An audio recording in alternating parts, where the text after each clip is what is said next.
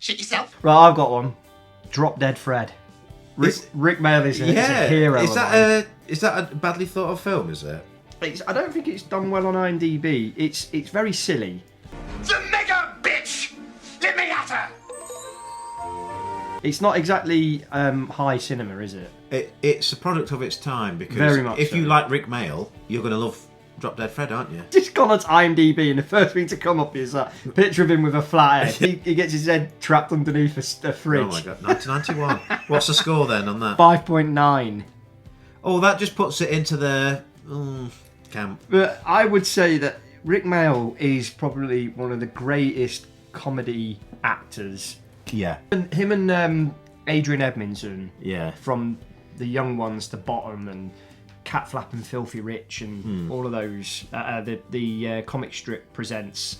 Just absolutely fantastic comedy. Taken way duo. too young. When we were younger, we used to stay up to watch Bottom on a Friday night or whenever it was on BBC Two, and me and my older brother Kieran used to quote it, and I used to get into trouble for quoting it. It were great. But Drop Dead Fred, the premise is, if you haven't heard of this film, it's got Phoebe Cates in it as Elizabeth, who has an imaginary friend. Her imaginary friend Fred gets her into a lot of trouble, and it's just carnage. But he's not like an imaginary friend in that he doesn't exist and she thinks she can see him. He actually exists, but she is the only one who can see him. Thank you for saying that, because I got into a huge blazing argument with someone over this. Was it the same person you went to see the Butterfly Effect with? No, it was a different person. So this argument basically centered on the fact that like they sort of said, "Oh, and obviously he's not real." I went, "Oh, well, he is real." And then, well, no, because no one can see it. And you know, he picks things up and moves things around, and like the dog poo. If you've heard of me talking on the episode we talked about apocalypse and butterfly effect, it was that same sort of vein of anger that I felt, where I was like, look, I'm not being funny, So listen right. and I did quote that scene where she goes to the doctors, whatever it is, and there's other ones, They're all interacting with each other, yeah. and they wouldn't have it. This person I speak to would not have it, and I was so angry because I knew I was right. Oh no, you are right. 100% you were right. So I'm glad you said that without me prompting you, because as soon as you started talking, I was like, I can feel a story coming on. Yeah. You got your spidey senses tingling. Yeah, it was. So yeah. See, Carrie Fisher was in it. Yes, She was in it. I think she might have done some rewrites on the script. You know, that's something. I might be wrong on that, but she did do that for a lot of films. Yeah, she was a script doctor for a long while. But Drop Dead Fred was very crude comedy, so it was perfect for Rik Mayall. Yeah. But I'm not quite sure American audiences would appreciate Rik Mayall's humour style, because it's very crude British humour. Yeah. And that's not a knock on American audiences at all. There's a lot of very, very funny American comedians that we probably won't fully get either. Yeah. So it's just I don't know. It's just how it is. I mean, like Brent doesn't always go down well over there, does he? No, that's why I'll always prefer the English Office over the American Office any day of the week, because the humour is something I get, whereas the American Office humour is something I just don't I don't fully get it. Yeah. And that's not saying that it's bad or anything. It's just it doesn't relate to me. Yeah. Whereas the David Brent humour does. Brent Meister General. The Brent Meister General. Sammy, you old slag. It's the Brent Meister General. But Drop Dead Fred, the one scene when he's on his hands, walks into the living room and it just starts putting dog shit everywhere. Dog poo, lovely dog poo.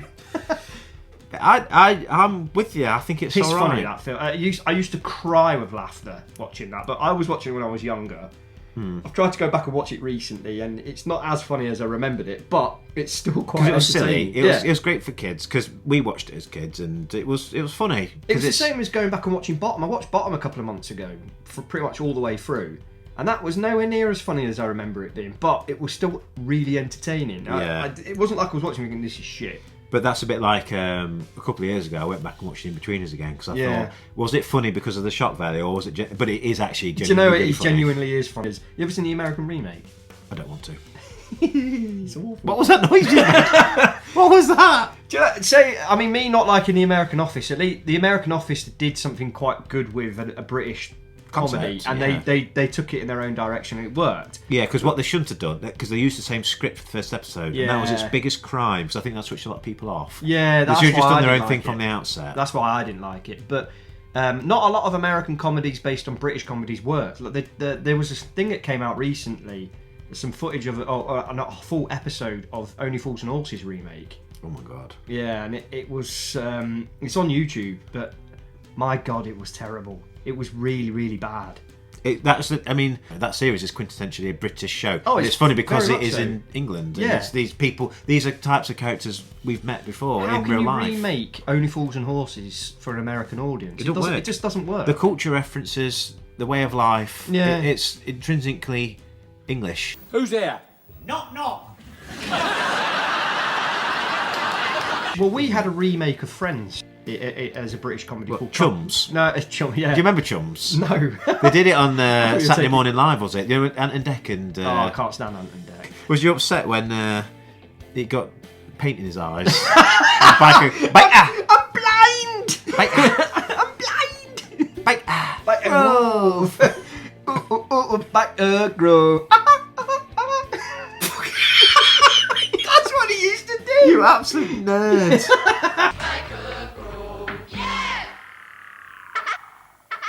Absolute nerd. What was I going to say then? I completely forgot. I have to You hate stop Ant this. Dec. No, before that, I have to stop this. Rewind to the last thing we were talking We were about. talking about Drop Dead Fred, and then we got on to Ant Dec.